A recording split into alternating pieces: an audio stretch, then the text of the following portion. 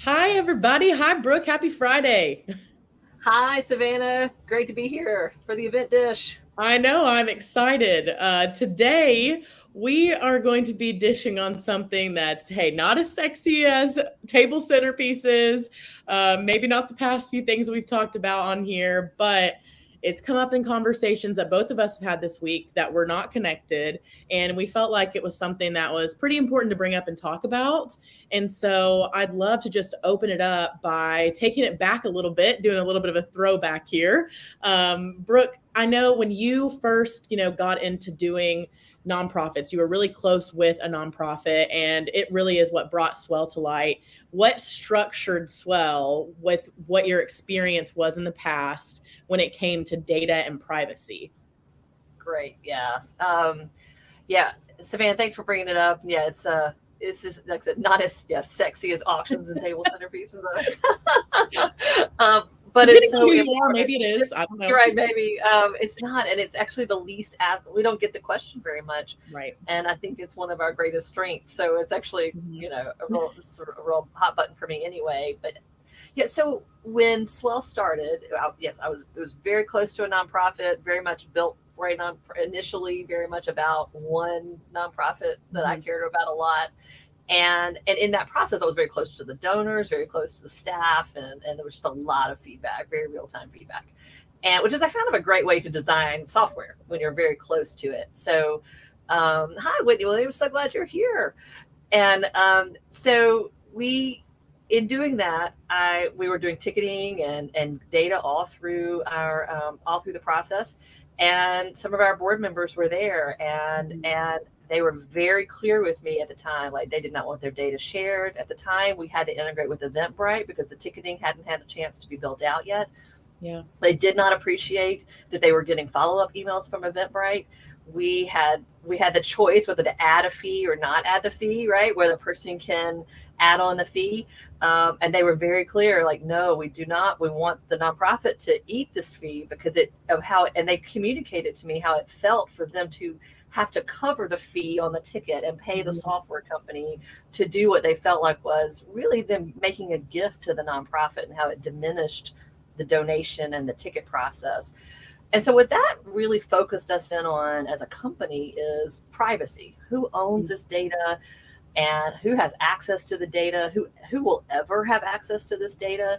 Yeah. And then when I saw that data start to fill into our systems and the names and the emails, and I just thought, wow, this is a lot. And that's when we had like two clients, and it felt like a lot of data. And Mhm. so that really informed our privacy policy, and something that, and so it is very tight. And I Yeah. see nonprofits day after day use systems that are not taking care of their donors. And Yeah.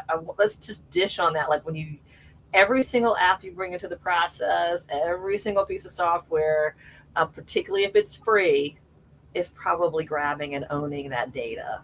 Yeah. So that's what informed us, was we were so close to the board members and the donor base that it really informed our fee covering. That's why there are no ticket fees on our platform, and there still aren't 10 years later.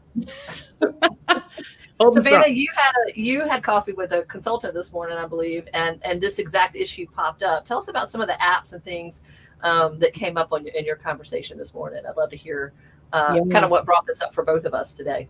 Yeah, so I was actually just talking through some of our features and products, and I brought up our donation page and how we can be the donation page on the nonprofit's website for them. And I was really surprised to hear when he said, yeah, a lot of nonprofits that I work with or know really personally use PayPal or Facebook or other small, free, cheap platforms that to them might seem like a good option at the time, but may not necessarily be that if they really look into those privacy policies. And so it was really shocking to me. And he actually pulled up a few sites and was showing me, and it just made me want to pull my hair out because I was like, oh, this is just not good.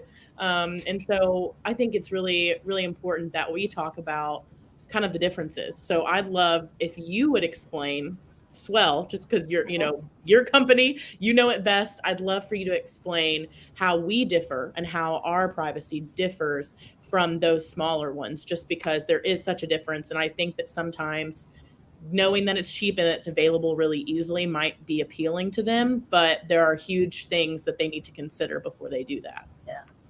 Well, the thing is, it's no one ever wants to read a privacy policy, first of all. I want to give a shout out to a nonprofit, my meeting this week, who asked me the hard questions about data privacy. And I was so impressed.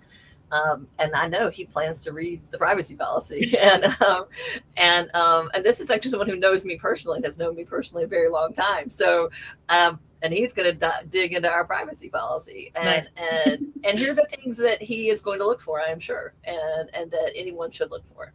Many will say, we don't sell your data.